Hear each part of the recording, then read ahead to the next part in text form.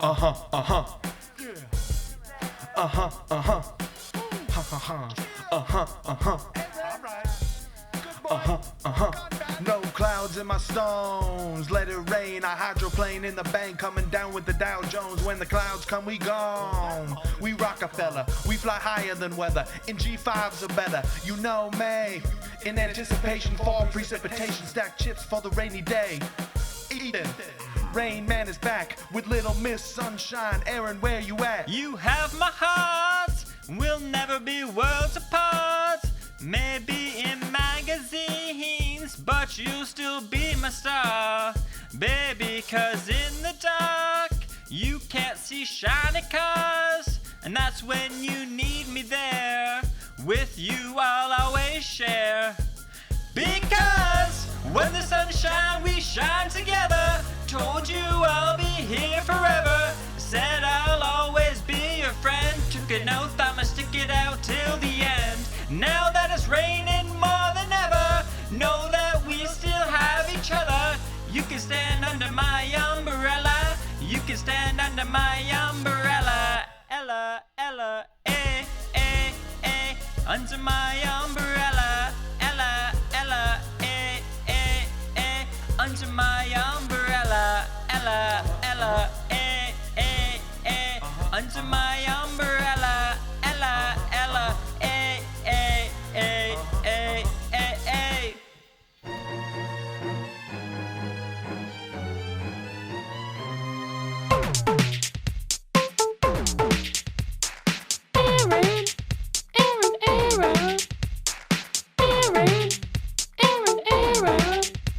When there's stuff on your mind and it's feeling unclear, just hop on the mic and speak without fear.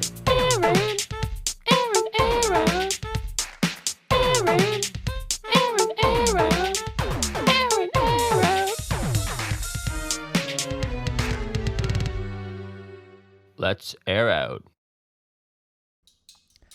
Uh-oh, stinky, poopy, poopy pants, poop funny, poop funny. Dude, that video has been cracking me up since I first saw it. I'm the most immature person ever, but if you haven't seen Uh-oh, Stinky, it's like a picture of the big, like, I don't know what kind of monkey it is. Like a big orangutan. It's like the king from Jungle Book, that big monkey. What's his name? Is that King Louie? Well, I'm the coolest biggest room, a jungle VIP. I'll reach the top and has to stop, and that's what's bothering me. That kind of monkey. It's just that face of him doing like a ooh, like a duck face. Oh my god, that video cracks me up. It's a minute long. The guy just talking about poop and farts in like a dumb childish voice, and I just cry laughing every single time. That and the Dum Dum game scene from Jackass Forever. If you haven't seen it, where they have like a flip flop on this like almost like a big mousetrap, like hydraulic arm, and it's like cocked back, and then they got three guys standing with their legs open over it, and they ask them trivia questions, and if they get it wrong, it just slaps the flip flop forward right into their nuts. It just gets me every time seeing these get hit in the nuts. I'm just an absolute child.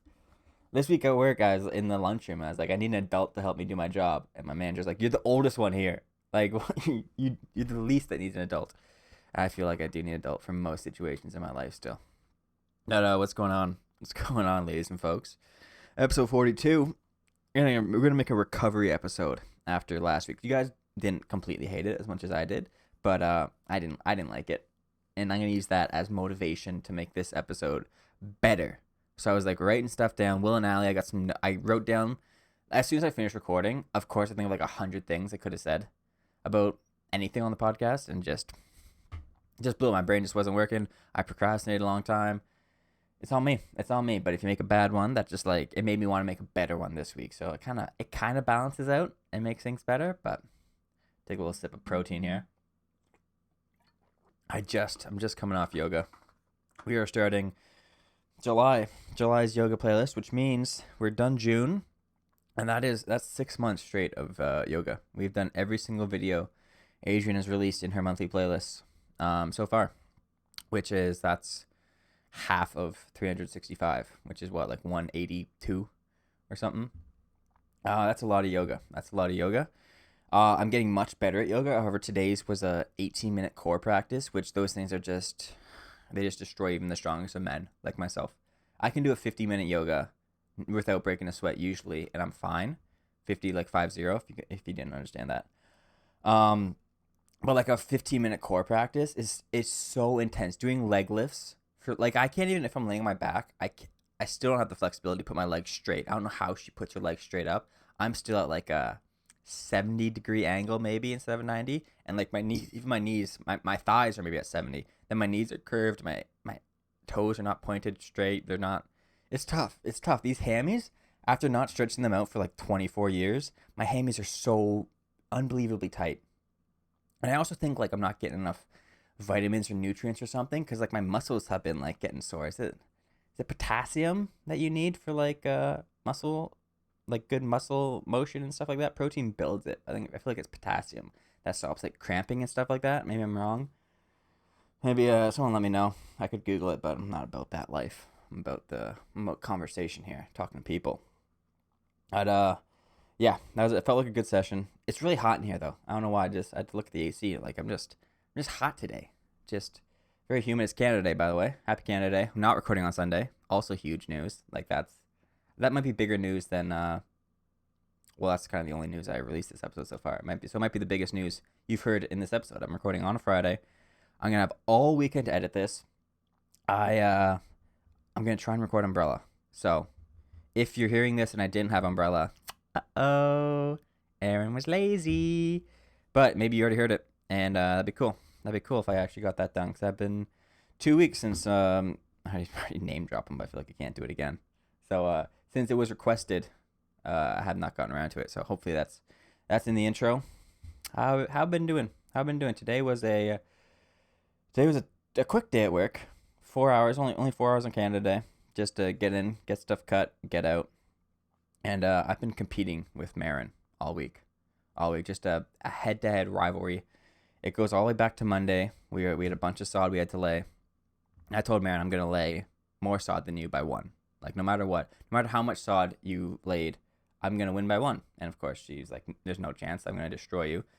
She was even trying to like carry 2 rolls of sod at the same time, like trying to save time. And I'm like, I'm just so much quicker with these individual rolls. You could carry 10 rolls at the same time. It still wouldn't outpace the speed at which I'm placing the sod from the skid to the ground. Unfortunately, it was hard to keep track of who laid more sod. I was like, initially, I'm like, I'm going to count every roll. So I took one, Marin took one at the start. We're good. 1-1.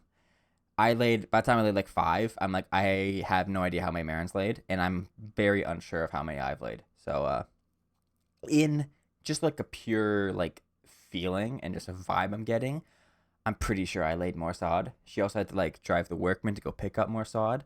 So like in that time, I was still laying out rolls, and I had Lyle bringing me sod so I could lay it for me, which she said was against the rules, but the rule was just who can lay more sod. That's it. And I'm pretty sure I did. But and of course she goes around telling everyone that she beat me by 1 roll, just because she got to the lunchroom before I did on Tuesday. Because I've been running a little later this week. I've been sleeping in a little extra. Been leaving my house. Usually I try and leave my house at like 5:35 to get there like 15 minutes early, and I've been cruising in like 10:02 now, you know? So she gets to go lie to all her coworkers that she crushed me laying sod, and I wasn't having it.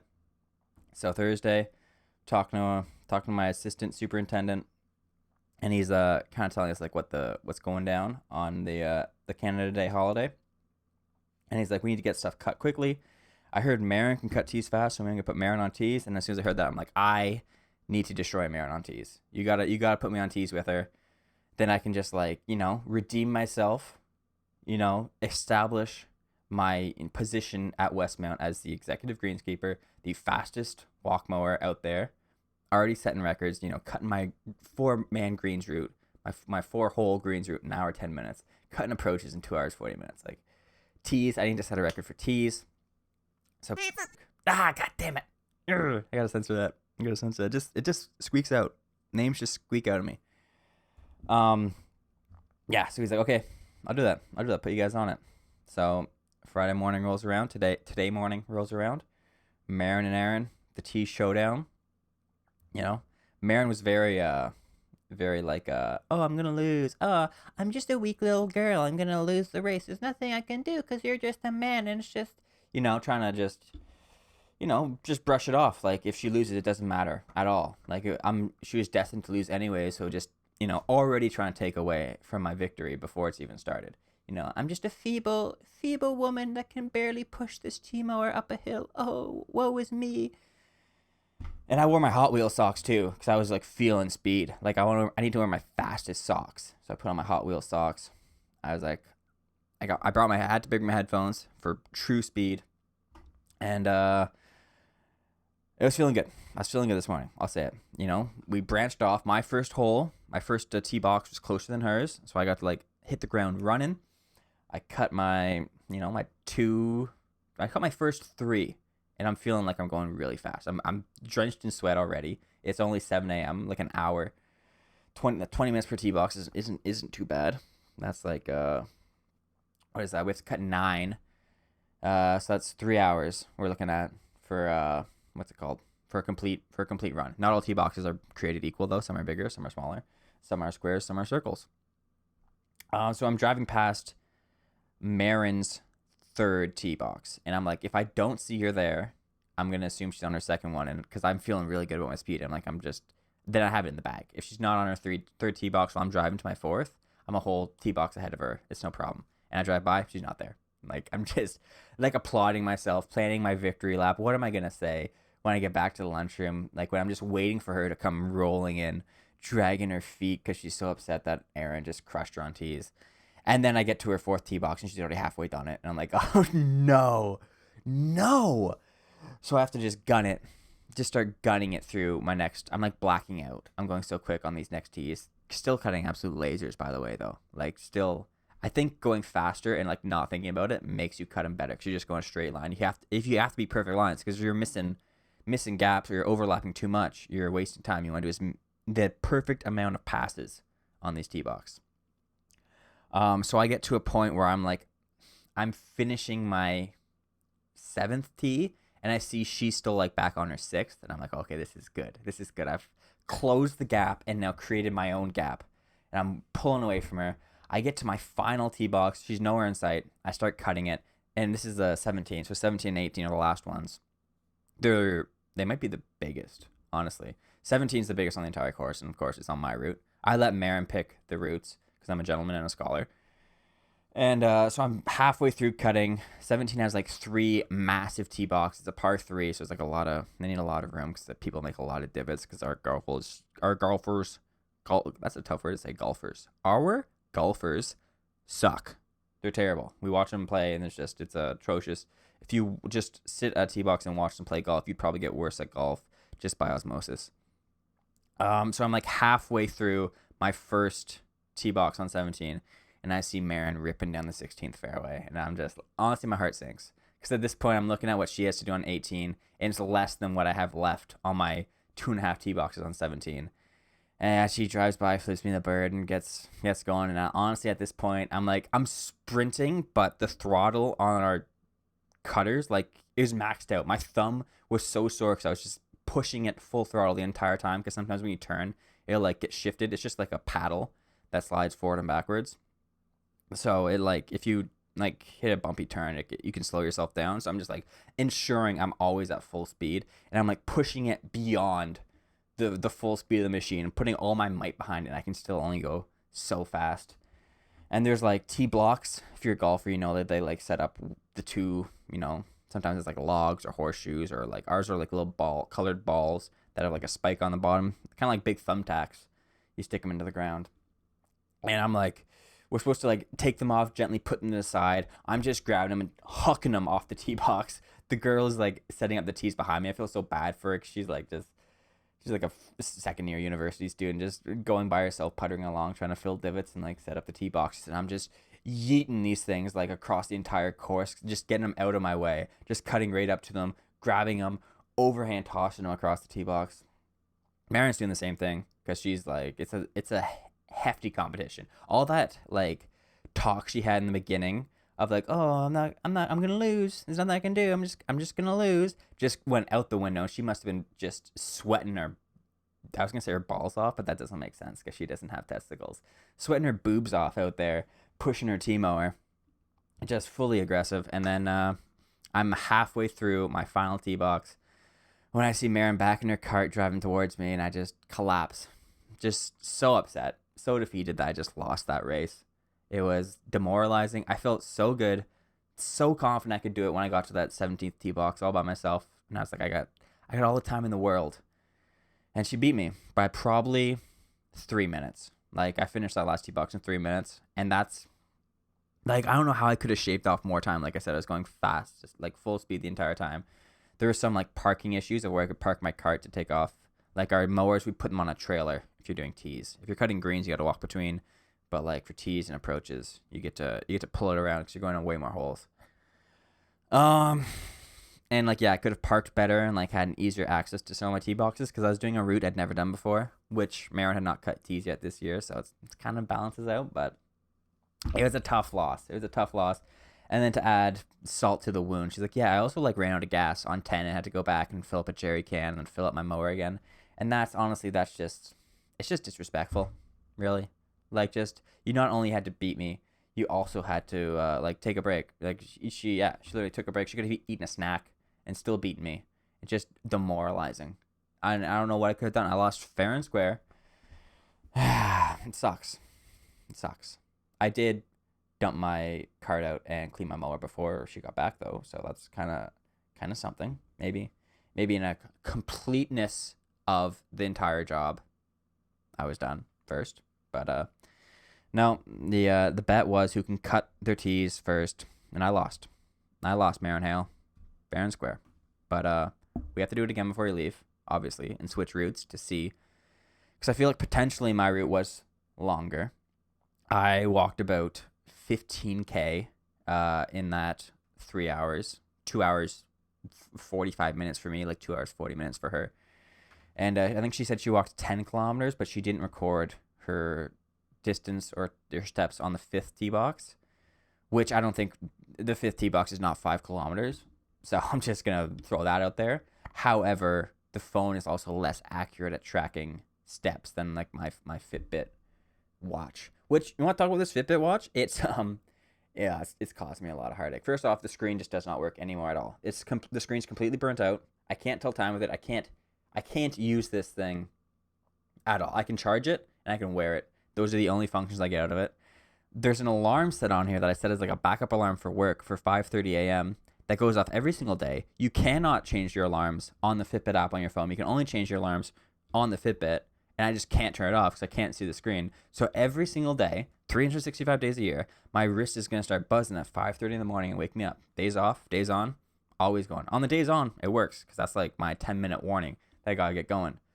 But on my days off, I don't want to wake up at 5:30 in the morning. Now I just have to. Another issue I had was if you like get going fast enough, it will turn on the GPS and like start tracking a run for you.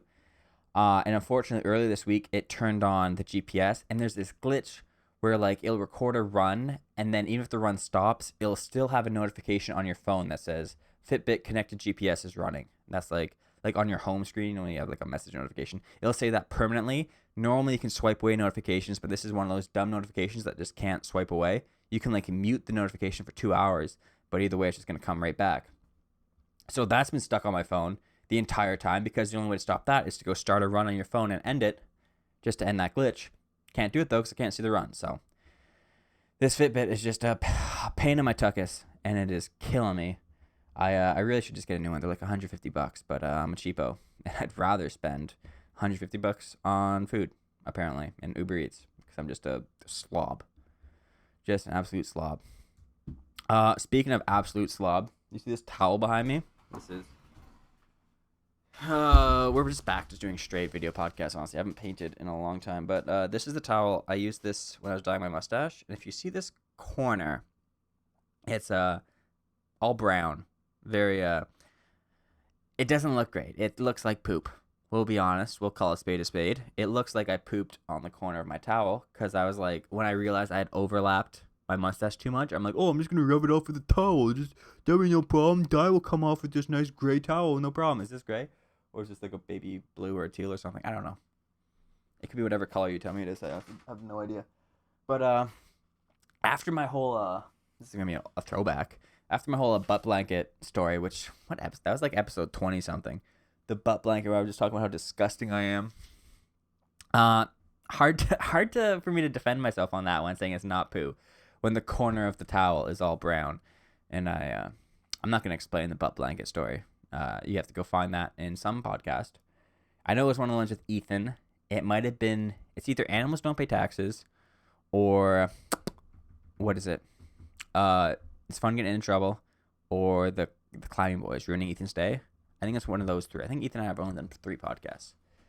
Yeah, and one of those at the end of the podcast, I was just talking about how I like the smell of my own farts and have a butt blanket, which is it's a whole story. I'm just this, honestly, I feel like people like confidence in people, you know, but I might have too much confidence in how disgusting I am. Like, I like getting a laugh too much. Like not today, but like yesterday, I think I was describing to people how much dried semen was on the wall of my childhood bedroom that I had to like scrape off before I painted.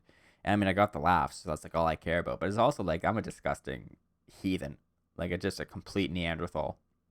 So maybe, I don't know, maybe what? I don't know where this story is going. Let's just move on. Should I finally talk about? Let's bust into the notes right now. Let's bust into the notes. I did this for a reason. Oh, you know what? Before I get to that, I cleaned my room today. So yesterday, another story from yesterday. We work in the afternoon, and I'm working with a man who hasn't given me any consent. However, he was the man that like found the podcast and spread it. So I feel like he's earned a shout out. But the rules are rules. Rules are rules. So I'm working with him, and Will and Marin, who both have given consent, they roll up too. They're working in the same little path. They're like spreading mulch, and we were cleaning up mulch beds. They come over, chat, and Marin's like, "Hey, this new guy we work with looks like a mouse from when you give a mouse a cookie." Weird way to start a conversation, but hey, that's kind of what just happens at Westmount, honestly. People just open conversations. Kind of like what I was saying last week. Like, you just start a conversation by saying something out of the blue, and yeah, you can.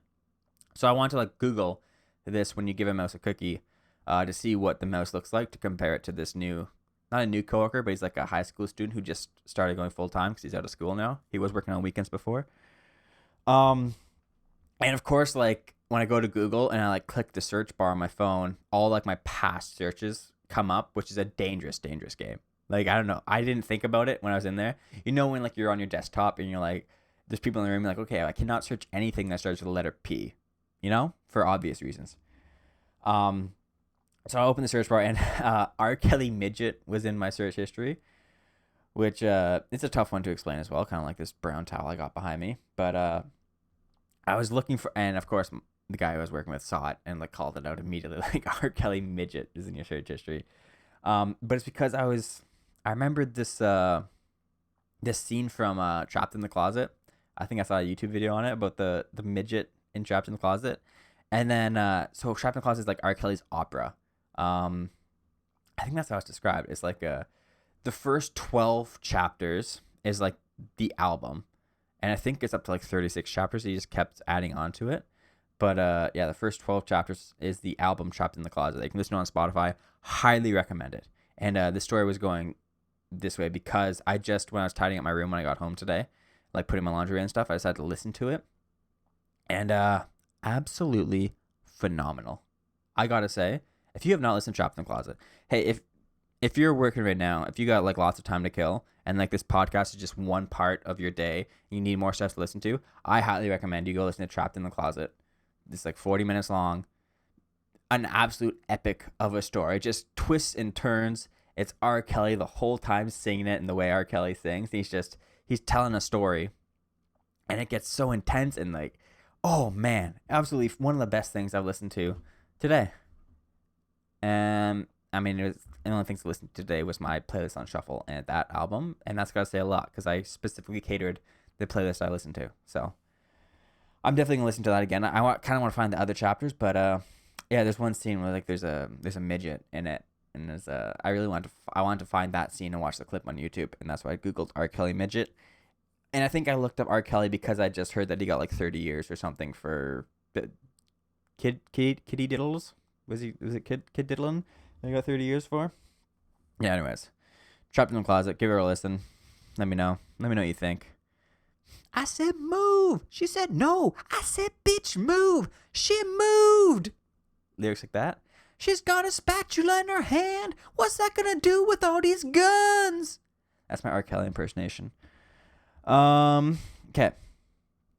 Let's look at what notes I've written down. Okay. Aliana Calhoun.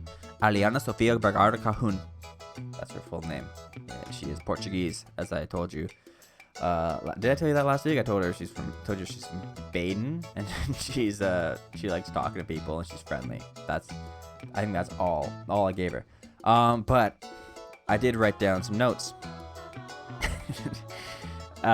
First thing I wrote down, called her fat. I did call her fat. She was talking about her lactose. She's had like lactose issues. Now she gets like bloated when she eats it. And as soon as she said that, I like, yeah, it shows. It shows. And then I seem to like constantly just insult the Calhouns, and then they laugh it off. And I wonder if it's like real laughter or if it's like hiding the pain laughter. You know, I just bully the Calhouns, it says, but hopefully it's real laughter because I say these insults when I insult people. I also texted Marin earlier this week that I had like apologized out of the blue. There's a lot going on in this story. If I am insulting you, I hope you people know that is coming from a place of love and compassion. You know, I don't insult people that I don't. I don't insult people to their face. Let's reiterate this. I don't insult people to their face if I don't like them. And I'm always trying to be more comedic with the insult than I am like just being malicious and mean. Even though just straight up calling her fat, that I guess that is probably more. There's not a lot of joke in there, but I think, you know, the delivery, the timing, that's all. There's a lot going into comedy. Remember when I quit my job going to comedy, and that's might be the most embarrassing thing in my entire life. Or that phone call I had to have my manager's like, hey, I'm leaving this well-paying established job to go to comedy, and now I do a podcast and work at a golf course. So it's really worked out for me. But yeah, I called her fat. I told the entire lunchroom she's on her period, which we were working. Will, Marin, and I were not. We were working in quotations. We were supposed to be working. Marin and I were supposed to be cleaning up curbs, and then Will rolled up on us, and then we just stopped working. And then Allie rolls up, and she. Honestly, I feel like one of the first two sentences that she came out with was like, "I'm on my period tomorrow," which I didn't even know you could you could tell you're on your period the next day. Like can you feel it? Or is it that scheduled day? Like, oh man, it's on you can mark it on your calendar ahead of time, or do you get to choose? Do you get to choose? That'd be cool. I would. If I could choose when to have my period, would I want it early month? Middle month? I guess I'd have to see what I'm getting up to on the weekends. And I think they said it'll last about 5 days. Is Monday to Friday, like, do you want to go through work like on your period, or would you rather do like a Thursday to Monday, you know? Just get through, like, spend most of it on the weekend. You can just, like, you know, get in a blanket, get all snuggled up at home, you know, get like a hot water pack on your stomach for the cramps and stuff, you know? I feel like that would probably be the better move. But again, it depends like what your daily schedule is. What are you doing at work, you know, day to day? If you're a very mobile person, I don't know. Does walking around and like, does that like shake out more blood and egg? Are you laying more eggs if you're walking around, or is it, you know, like just no matter what, just everyone's got their standard flow, and it's always at that pace. Is that standard flow constant though, or is it an average? Like there's some higher flow moments and some lower flow moments in the same period. You know, these are all questions that I think the medical community should look into. I don't know if anyone's really investigated this. Yeah, so she rolls up and is like, I'm gonna be on my period tomorrow. She was all out of whack. She was heated about a coworker. It was a big day for Allie. You know, there's a lot going on. It was 45 degrees that we're all losing our minds. And so the next day after that is the day she was I think it was the day before she was leaving for a cruise, and she had been like humming and hawing about giving consent for the podcast, and finally on the last day she's like, you know what, I'm gonna give you consent, Aaron. And so this is the same day Will gave me his, and Will like put his blood on it, gave it to me. Then Allie came in, she grabbed a paper towel, wrote out her consent, and she's like, I don't have any blood though, I can't put blood on this. And I said, well, aren't you on the rag? You could just use that. And this is, I didn't whisper. I don't have volume control. I think the problem is I don't have any shame about saying stuff about myself. I don't have that like embarrassing moments to me. Just I think they're funny, so I just like go for it. I think my own failures are hilarious. I think all the gross stuff I did is hilarious. Like make fun of me. I think it's great, awesome. So I just announced to the entire lunchroom that Allie is on the rag. And again, she laughed hard, but I wonder how much of that was like uncomfortable, like everyone knows I'm on my period, and how much of it was, man, Aaron's just so darn funny. What this guy, what a goober Aaron is. Yeah, and that was a thing that happened. Likes airports. I bet you guys didn't know that about Allie. She likes airports. I think she went to her flight about 3 days early. To go to her cruise. She took Friday off work. I think she leaves on Monday. She was just, she grabbed a sleeping bag. She's like, I'm just gonna go hang out at Pearson, do some shopping. I love to just like go to the departures and guess where everyone's going. It's just, I love airports so much, which couldn't be further from me. I absolutely hate airports. This the most despicable place I could ever imagine myself. I never want to be there. Just around a bunch of people that have no idea what's going on. Like walking down a hallway and like people, a group of people, they spread out across the entire hallway, right? You're walking behind them, you can't get through it. And it's really frustrating. It happens at school all the time. It happens like at the mall. And the airport is just that experience dragged on for 8 hours. Just being stuck behind a big group in a hallway. And you can't, you go right and they go right. You go left and they go left. You can't get by them. That's the feeling I get at airports, and I hate it. And Allie thrives on it. She loves it. Early on working with Allie, these are just like, I wrote that down thinking it was an important thing. Like likes, and it's just how much I was struggling to find content for my podcast. I'm like, what can I say about Allie? Likes airports. That's a big one. Called her fat, period, likes airports. That's what word for word, that's what I wrote down. Filet-O-Fish is what I wrote down next. Early on working with Allie, Allie drives a lot of conversations, and I was like, I feel like I gotta start a conversation here. I gotta get something going. Allie's doing all the heavy lifting. So I was like, hey, what's your go-to McDonald's order? And she opens with Filet-O-Fish. Like out of the gate, that's her number one go-to at McDonald's is Filet-O-Fish.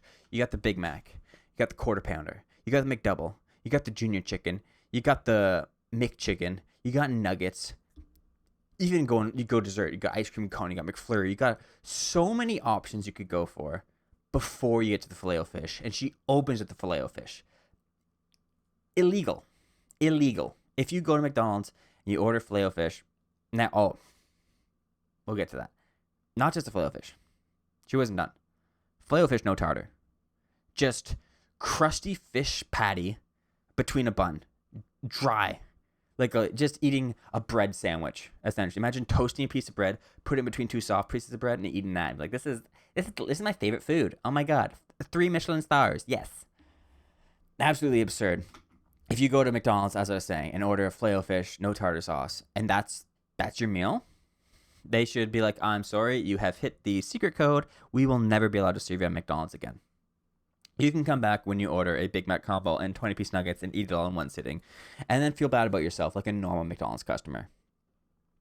And that just, that Filet-O-Fish order just, it teed me off. I went on about that for like a week because I was just so absurdly confused how anyone could enjoy the Filet-O-Fish that much. That's their go-to order.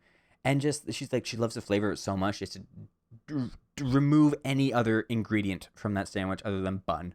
I'm surprised she doesn't get it no bun and just eat it with a knife and fork, a little plastic knife and fork, and just delish at an airport, waiting 12 hours before her flight, just finger cutting a Filet-O-Fish. Absolutely insane. Insanity. I went from defending Allie now in this podcast to just furious, fuming. But that was what I wrote down for Allie. That was her brother is a cocaine addict, and Allie is fat period airports Filet-O-Fish. So, there you go, Allie. Welcome to the podcast. Now, we got another man that gave consent last week, and I kind of sewered him. Just called him a Holocaust denier, and that's it. So, William Morgan Cullen, it's your turn. First thing I wrote down was crack nut. Will was the first nut I had to crack. Talking to Allie early on, we were leveling out tee boxes, like just dumping a bunch of divot mix and like scraping them into all the divots, of course, on the tee boxes. And I was like, I'm trying to crack Will. You know, I can't. Will and I had Will trained me on everything I cut pretty much. I think every machine they had Will, because Will came pretty early. He came like end of March or early April. Back when it was just pretty much me and the old guys. So Will was one of the first younger guys, other than this other guy, Cameron, that works for the gardener, who came earlier. So Will was training me on everything, and we never had a conversation. It was strictly business. I didn't know how to start a conversation with him. Didn't look like he knew how to start a conversation with me. Just silence a lot.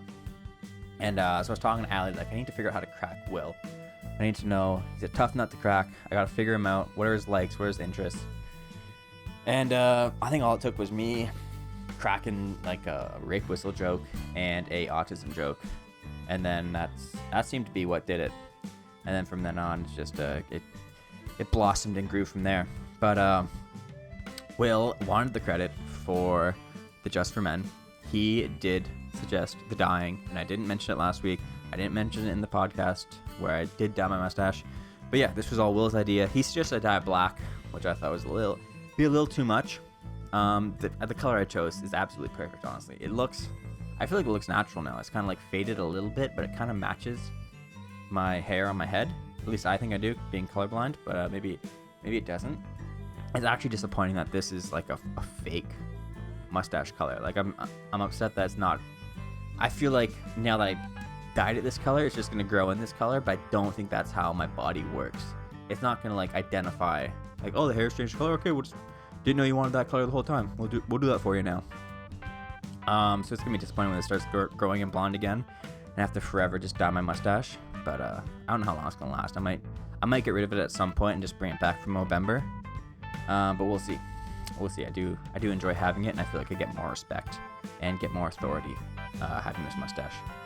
And there's another guy at work that's like he's an older guy. I don't know what his name. I think his name's like Ernie or something. Ernie, you don't need consent, because I just gave it for you.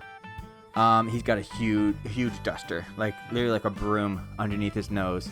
And he drove by me in a golf cart today and like nodded to me, like just purely. I've never talked to the guy again before, but I think he saw the mustache and just respected me. He's like, yes, we are one. So yeah, Will dyed my mustache. He didn't dye, he suggested the dye of the mustache. There's your credit for that, Will. The pizza. Will and I ate pizza together. That's a big story. We were hanging out at his buddy's house, and didn't give consent. With Maren was there, and I was hungry. I think everyone else ate before we hang out, and then I did not eat. So I'm like, by 7 o'clock, I'm like, hey guys, I'm starving. Anyone else hungry? And Will said he could eat. So we decided to order pizza. Got a Red Swan pizza. I don't know if you guys have had that. It's got like sesame seeds in the crust. It's really good. And they cut it party style. Cut it in like a grid, like squares, which is, I like it. Some people don't enjoy it. Some people like the triangle slices. I like the change up. You get different size slices, some with crust, some without crust. It's kind of a fun way to have pizza. And we ordered an extra large Hawaiian, and that extra large Hawaiian was absolutely deleted in about 8 minutes. Like both of us just blacked out, stared at the pizza in front of us, and just like we weren't even chewing, just rolling them up and just swallowing them whole, just eating that pizza till there's one itty bitty slice left that we gave to Maren, and then she crinkled it up and rained it down on top of herself, like she salt baked herself with pizza crumbs, and then put it all over the couch. Yeah, and Will is just a fellow Uber Eats connoisseur, just a man that doesn't buy himself nice things, just spends all his money on Uber Eats when it's not necessary, and I really respect that. I really like that someone else has this incredible addiction to someone else bringing them food when you have full access to a car. Just pure laziness of not wanting to get out of bed and go through a drive-through. It actually takes you longer to get Uber Eats than it would for me to actually go pick up most of the food I order on Uber Eats. It's crazy. It's crazy, and I pay someone to do that for me. It really, and I shouldn't be. I'm not in the financial state to be doing that, but at least I don't blow my money on things like... No, I can't even say I am blowing my money. Food has like very low return value. If I was buying shoes, at least I'd have shoes for more than 15 minutes, you know? If I was buying clothes and you only got to wear them for 15 minutes, that'd be a waste of money. But that's exactly what I'm doing with Wendy's Baconators, you know? Yeah, so I don't know why that was pizza. Will and I ate pizza. That is a story for Will. Eye contact, though. This is a kind of a big thing with Will. This is like our thing, is that we very frequently make very deep, intimate eye contact just out of nowhere. You know when you're just like idling in the room, no one's really talking, so you're kind of just like, even if someone is talking, but you're not really listening to the conversation, so you're kind of just like looking around, just like eye gazing, just kind of wandering. Every single time Will and I are doing that, we'll just lock eyes at some point, very deeply, intimately looking. But the thing about me is, when I lock eyes, I ain't looking away. I ain't breaking eye contact. I was looking there. If you're uncomfortable, you look away. Guess who looks away every time? Will. I got him. It's such like a dominance thing. I think that's like apes. Like you're not supposed to look big apes in their eyes because it's like you're like challenging them. Like if you ever see like the videos of like people going for a hike through the jungle, or like a guided tour through the jungle, and like a silverback comes through, everyone like looks down to the ground because you look them in the eyes. They're like challenging you, and that's how I feel. And I just stare. I don't even look in his eyes. I look through his eyes, like just looking through his head.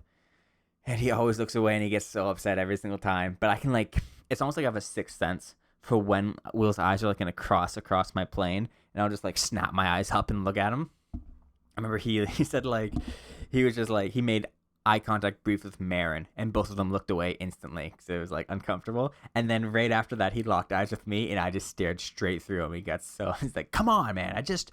Marin did the normal thing of looking away, and you just look right through me. I was like, yeah, I just can't help myself. Just always getting W's. So, I mean, really, it should be a privilege for Will to get look at these baby blues. And I think he's got like, this hazel, blue, and green. It's like, I've looked at Will's eyes a lot, so I could describe this. It's like the outer rim is blue, and then coming inside, it's like a little gradient into a green. I think. And this, I only think because that's like how I would describe it. Like, it might not be factually accurate, but that's how I would describe it if I were like painting Will's eyes. Yeah. That's what I wrote down for Will. Crack nut just for men pizza eye contact. And I'm sure there was more. I think there was more things. More like things you wanted credit for that I forgot to write down, and other things. So Will, you just have to let me know of what I missed, and I'll get that right on the docket for you. Just right away, sir. I'll make sure that you get the credit you deserve. Same with you, Allie. Whenever you get back from Saint Martin, just let me know what you want to hear on this podcast, and I'll dial it in for you, because I feel like I owe you guys stuff from last week from just sewering you. All right. So let's move on. The getting to know you page. I don't know if that's it's gonna be a tough one to describe. It's more like a thing you'd have to read. But at work they like sent out this human resources, sent out like an email like, hey, fill out this getting to know you page, and then we'll post it on our little like our corporate app we use. That like anyone can read it who's part of the company. Just like a little like a picture of you, and then they have all these questions. The questions, I can read the questions to you at least. Let me just pull up someone's profile. The role at the club. What's one thing you excel at that no one knows? I might as well just read my answers, honestly. Hold on. I just got to pull this up on my phone just so I can read it word for word, verbatim. Getting to know the team.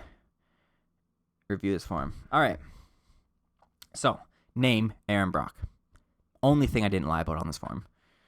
Position, executive greenskeeper. That's because I'm kind of like, as an older greenskeeper, I'm kind of like the liaison between the managers and the rest of the younger greens team. People, the younger staff will come to me with their problems because they're afraid to go to the management, and they'll ask me how to get things done. And then I will go to the management and rat them out. Be like, yo, you got to get rid of this guy. He absolutely has no idea what he's doing. Just take that trust and just crumble it. No, it's not true. But executive greenskeeper.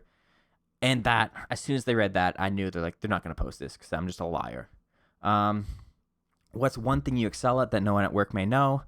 I can swim at an Olympic level. Just missed the cut in trials in 2012, which I believe was London. Took a gamble on it. No one gave me a straight answer of when the Summer Olympics were and when the winter one was. But I think it was London 2012. Was that when Tom Daly was all the rage? And was that Phelps too? Or was that 2008? Maybe both. What is one weird fact or tip? I can't swim at an Olympic level, by the way. I never took swimming lessons. I can do the breaststroke. And I can tread water enough to survive in a pool or like a lake. But you put me in like any rough water or like out too deep, a good chance I'm dying. You know? What is one weird fact or tidbit that you still remember from school? Floppy disks. One word. Everybody knows the rules. If you had to listen to one song for the rest of your life, what would it be? I said the Air and Air theme song. Just trying to plug myself. If you could be any kitchen utensil, what would you be and why? Nutcracker. No further explanation needed. Include a headshot or photo using the file button below. I can show you the photo on the video podcast, but you audio listeners are obviously going to not be able to do it. But I tried to take just a horrible picture. The first one I took was like way under the chin, wasn't looking at the camera, just full on double chin, the most unattractive view I could get. And Will's like, that's too much. It's too much. You gotta at least look at the camera. So I took that second one. And yeah, it's not gonna get posted. There's no shot. Allie and Liam are on a cruise with our HR person. So maybe they can kind of like convince her like, hey, he's not trying to make fun of the company. He just really likes attention. And that's really all he's doing this for. So if you could just post it, it'd really help his ego and like really butter him up. So if you guys could do that for me, if you're listening to the podcast, that would be great. If you could get again, can't say her name. She has not given consent. Our HR. If she doesn't post this, I'm going to say her name on the podcast without consent. I'm going to talk trash about her HR director. That's the last person you want to trash talk. So yeah, that was my getting to know you page. Let's talk about autumn. So I'd picked up Switch Sports on the Nintendo Switch when Will was coming up because I wanted like a fun game we could play like on the Switch, like a group. And Will was talking about how he's big into the Wii Sports too, and so I figured I'd do it for the group. I found out it was only $50 and not $80. Felt like it's kind of a steal, so I picked it up and then found out there's no golf in it, which is like the main game I wanted to play. So I was looking it up and I heard golf is coming for free, but they're releasing it in autumn 2022. So I was relaying this story at, we didn't go to Taco Tuesday once again, super disappointing. We went to Chuck's Roadhouse. Me, Will, Marin, I'm just going to say Noah. I don't even care anymore. Noah's the guy I haven't been able to say his name the entire time. And then Will's girlfriend came and another coworker we were with came later in the night, but it was just the four of us at this point. And I was telling them like, yeah, golf's coming in autumn 2022. And I was like, when even is autumn? You know, what is autumn? And I said like September. Marin's like, it's October, and I'm like, no, that's fall. You idiot. What? And she's like, why did you even ask then? Like, if you're not gonna answer my question. And I felt bad about that. That like. It was one of those things that just slipped right under the skin and just sat there, like just itching at me, just that comment just irking at me. So, like later that night, I go home, and I'm like getting ready to go to bed, and I'm just like lying in bed, and I'm just thinking about Marin. Like I was too mean to Marin. I was too harsh on her. That was mean. I just immediately disregarded her answer, and I shouldn't have done that. I'm too mean when I get around the guys. I'm too mean to Marin, and I'm bullying her, and I'm treating her like a Calhoun, you know. And so I spent like 20 minutes trying to work. This is like 10:45 at night, and we all like get up at 5 a.m. So everyone's probably asleep. I'm like spending 20 minutes in my bed trying to like rewrite a text to try and like not come off super sappy, but like I feel like I can just read the text I sent actually. Because I want to apologize for being so mean to her. Where are you at, Marin? I said, I feel like I gotta apologize to you. I'm so much meaner to you around Will and Noah for no reason. Just the Westmount bully lately. I sent that at 10:31 p.m. I think I started writing it at about 10:15. So just really trying to make sure. I mean, that took 20 minutes of work. Just deleting, retyping. We've all been there, you know? No response. I texted my dad beforehand. So I send that message, and then I do like the opposite. Some people put their phone on Do Not Disturb. I do the opposite. If I send a late night text, and then I'm like, I'm going to go to sleep now, I actually turn on my ringer, so that if they get back to me, I can like wake up and like respond to their message and not ignore them. So I turn on my ringer, put my phone on my dresser, the dresser right behind me there, and I like lie in bed and go to sleep. And then maybe 10, 15 minutes later, I hear my phone ding off, and I pick it up, and it just says K. I see the little message notification K. I'm like, what the fuck, Mary? I'm like, what? I slaved over this message for you, and all I can say is K. Like, oh my god, she's obviously super pissed at me. And then I see it was a message back from my dad, which even my like dad, what rude. You couldn't even say like a good night, buddy, or anything, just because he called me and I'm like, hey, I'll call you tomorrow, Dad. You know, I just got home and going to bed. K. Yeah, so I was like, the heart rate went up, like spiked. So like, oh my god, Mary's absolutely pissed at me. I've ruined our friendship. And then, oh, it's just my dad. Okay, cool. But then Marin still didn't respond to me. Wake up in the morning at 5:30. Still nothing from Marin. I'm like, okay, yeah, she's definitely cheesed. I didn't agree with her answer on autumn. That October was fall and not autumn. And then we get to work, and she's like, hey, question for you. When were you mean to me? I was like, oh, okay, we're good. I was just insane. Just just worried 'cause I'm an empathetic guy, and I worry about hurting people's feelings. So I'd overthought it, and I'd rather apologize and not have needed to apologize than not apologize when you needed to apologize. You know, I feel like that's a good trait to have. So then later on that day, I think this would have been Wednesday, because we didn't Taco Tuesday. That we went out and we were raking mulch, and Marin's like telling this story of the text I sent her at 10:30 that like I had to apologize. I'm so sorry because I felt bad. She's like, it wasn't needed. He wasn't mean at all. Aaron's a crazy guy. And then they get into like the whole thing about autumn and when autumn is, and I'm like defending that autumn is in September, and they're all like, no, autumn is in October. Autumn and fall is the same thing. And I'm like, there's no chance that autumn, that's crazy. Why would they have two different words for autumn and fall?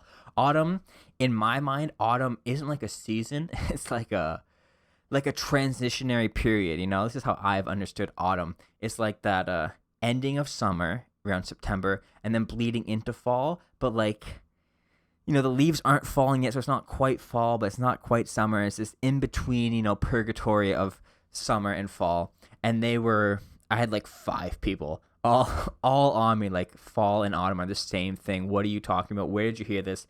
And you know when you're like in an argument or, you know, just a conversation, and you realize that midway through that you are wrong, and that you are absolutely defending, you're on the wrong hill. Everyone else is dying on the right hill over here. I'm dying on the wrong hill across the street. Like it's not a great hill. It's really uncomfortable. They got all this soft grass. I'm lying on garbage and like empty beer bottles. This hill sucks to die on. So I have to just, at some point I just admit I'm stupid, and I just did not know that autumn and fall were the same thing. So Marin was right. I had no right to disregard her answer. And yeah, I now learned that autumn and fall are the same thing. And Wii Sports Golf will probably be coming out in October. So yeah, Marin, you were right. You were right. You're faster at laying saw than me. You're faster at cutting tees than me. I'm just nothing. Just nothing over here. Just a dweeb with a podcast that apologizes too much, apparently. So yeah, that was the autumn story. And the Marin story. Autumn, Marin story. So what that was. What do we got left? Mulch. Oh, this is like a Marin and Allie story. It's going to be a fun story. A lot of mulch tales coming up, I guess, because we were laying mulch. This makes sense. Mulch is a fun word too, like mulch. Like just chopped up wood is mulch. You know, there's some fun words. There are some fun words in the English language, and mulch is one of them. Just a satisfying one. I'm gonna. Can you mulch is mulch like the act of crushing something up, or is mulch specifically saved for wood? Like I'm gonna go mulch some spaghetti. You guys want any? I'm gonna go mulch a Gatorade. I don't know how you would mulch. I guess it'd have to be a frozen Gatorade, but yeah. So months ago, okay, I gotta gross. Like month and a half ago, maybe. We're like all the mulch gets like super gray and dead as it like over winter and like it stays out, you know, just trees be like that. So we're like putting fresh mulch, fresh green stuff out there to make it look more vibrant and alive. In these mulch beds one morning because there's a frost delay. And I'm riding with this guy, Ian. He doesn't need consent because he's never going to listen to this. So, and he like drops me off at the mulch bed and he's driving a Workman, which has like a big bed at the back that we used to fill up with mulch, and then he dumps it. So he drops me off at the mulch with the rake, and then he starts like running loads back and forth. And then when we're all done, they say, hey, frost delay's over. You guys can all go do your regular jobs. Ian then leaves in the Workman to go back to the mulch pit to do something. And then everyone else I'm working with to like rake out this mulch and spread it out all has their own carts that are like complete. There's 7 of us. And there's 3 carts. Each cart's a 2-seater.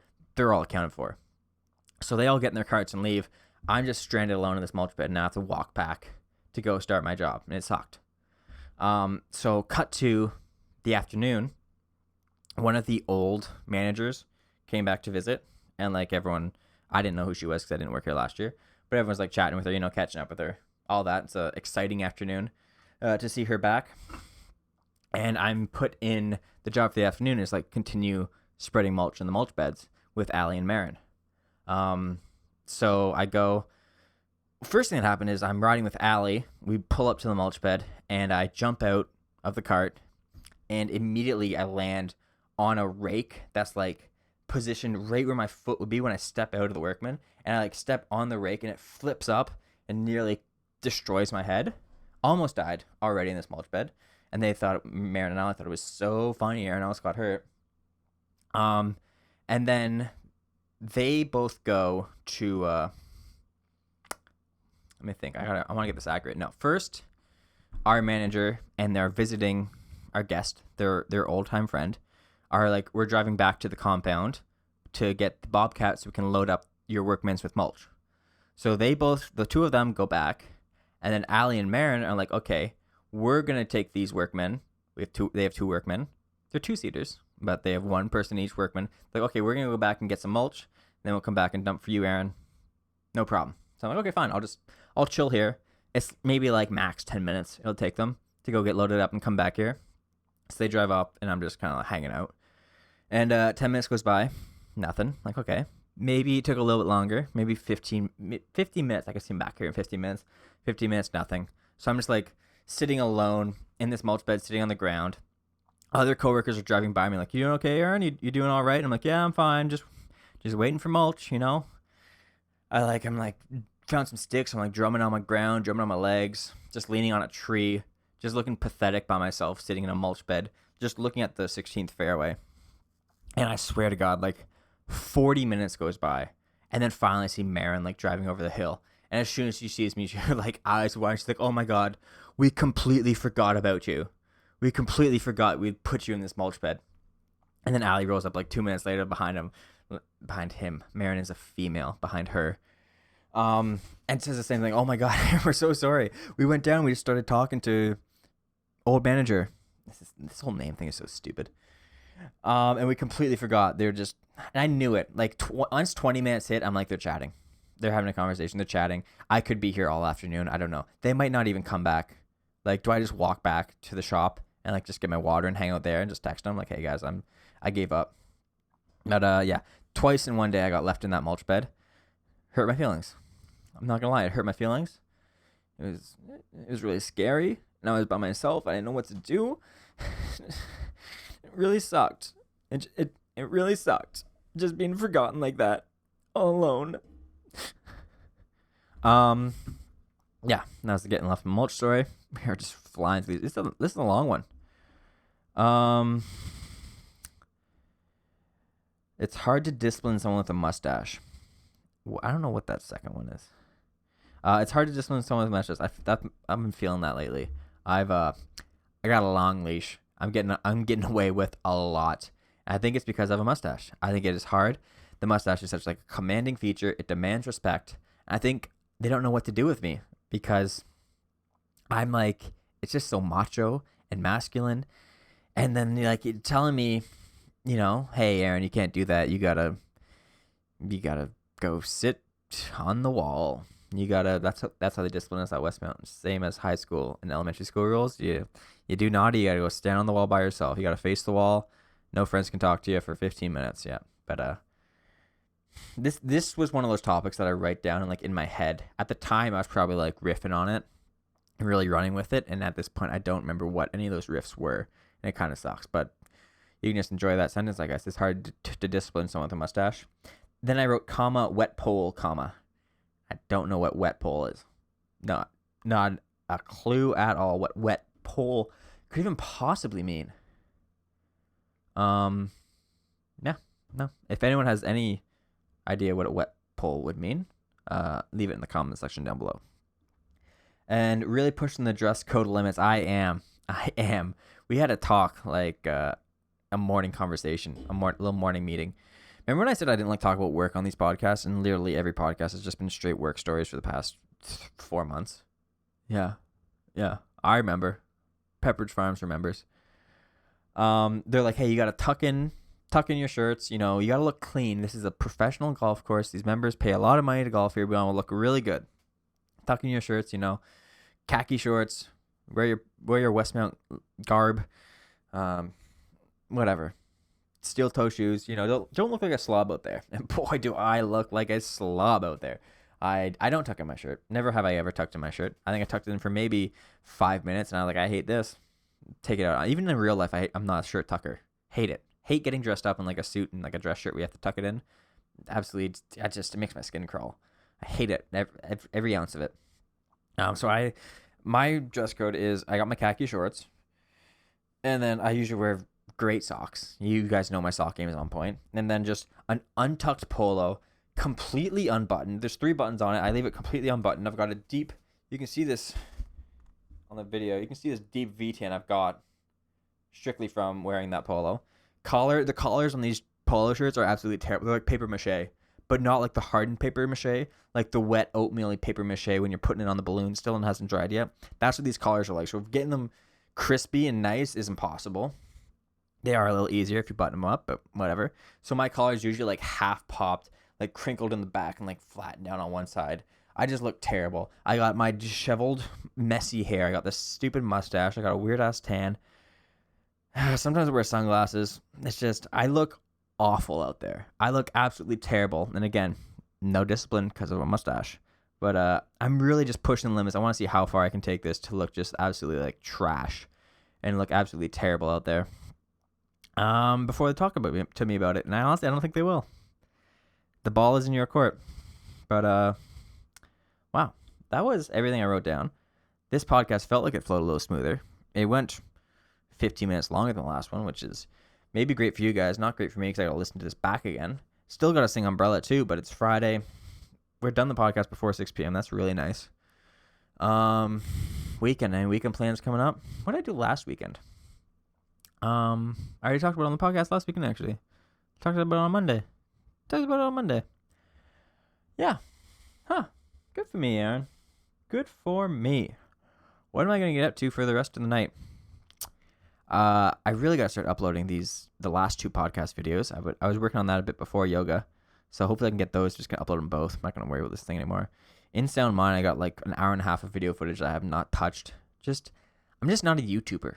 Honestly, like the whole uploading videos thing just has not been doing it for me. The podcast I love still though, so it's gonna keep going. But yeah, I'll get those podcast videos out soon. This one obviously it'll be ready to go Monday morning, so that's nice. And yeah, for the rest of the night, I should paint something soon. I kind of want to paint a self-portrait of a really bad photo I took of myself. So maybe I'll paint that. been having ideas for paintings, but I keep forgetting to write them down. And that's like the same thing with this podcast. I just keep forgetting to write stuff down that I think about. And I need to get like just a little notebook. So pulling my phone out and doing all that's tough. Keeping my phone, I think I might get a new phone too, because this phone is just struggling. I gotta charge it like 2 or 3 times a day at this point. The battery just drains so fast. My charging port's all kinds of messed up. I can barely, even the new cords I got, you really gotta jam them in because there's just so much dirt and sand in there. So I was looking at like what's the cheapest Android phone I could get on Kudo for like the least amount. There's like some, I mean, I'm pretty sure any phone released in the last 2 years is gonna be better than this. Like 4-year-old phone or something. I don't remember when I got this. I think I got it in like 2018. But I barely use my phone for anything. So like getting a fancy new phone just doesn't make any sense to me. I use my phone to text, to write notes on the podcast, to watch YouTube, and to listen to music. Having a camera on it would be nice, like getting a better camera, which I think all phones released now probably, like the cameras just improve. Like most phones have like 3 cameras on them now, and this phone only has 1. So I feel like getting a better camera would be pretty easy. And then I could still like film stuff when I want to. But yeah. So if anyone's got any recommendations for cheap Android phones, I was looking at this Samsung Galaxy A53 5G or something. It was like $10 a month extra on Kudo, so might do that. We'll see though. We'll see. Anyways though, gang, thank you for listening once again. Hopefully this podcast redeemed me, or maybe worst case it could be worse. Honestly, I was kind of all over the place. So I don't know. It's hard to tell what you guys like. I don't know what you want from me, but I know what I want from me, and I want a more easygoing podcast where it just flows. Felt like this one flowed pretty good. I kind of like always had a story to jump into, so that was nice. Yeah. On that note, thank you for listening to episode 42, The Answer to Life. Here's the fucking podcast title. I'm sure that's been done a million times though. We'll see if that's actually the podcast. I didn't use the slow descent into, what did I call it last time? Slow descent to desperation or something? Was that my last podcast that I hinted at and then I didn't do it because it's a crappy podcast? But yeah, thanks for listening. Happy Monday. I was gonna say have a good week, and it just came out happy. But have a good week. We will talk to you again in a week, unless you work with me, and in that case, we'll talk to you very shortly.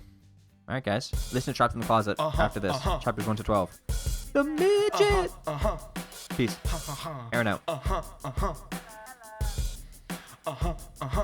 No clouds in my stones, let it rain. I hydroplane in the bank, coming down with the Dow Jones. When the clouds come, we gone. We Rockefeller, we fly higher than weather. In G5s are better, you know me.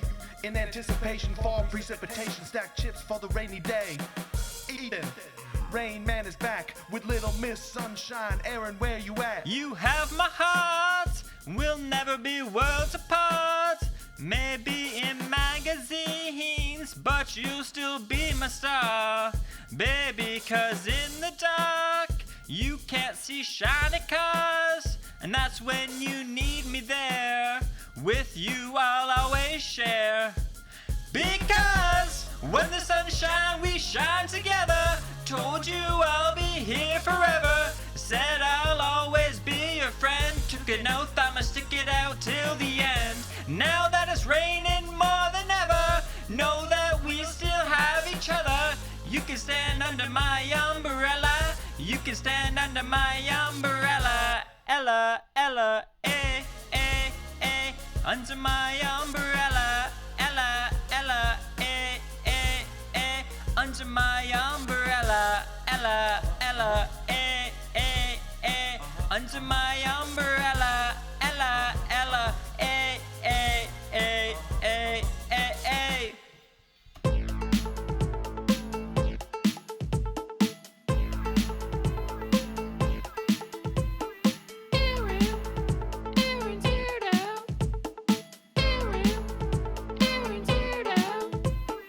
Thanks for listening. Hope you enjoyed your stay. Now take what you learned and have a great day.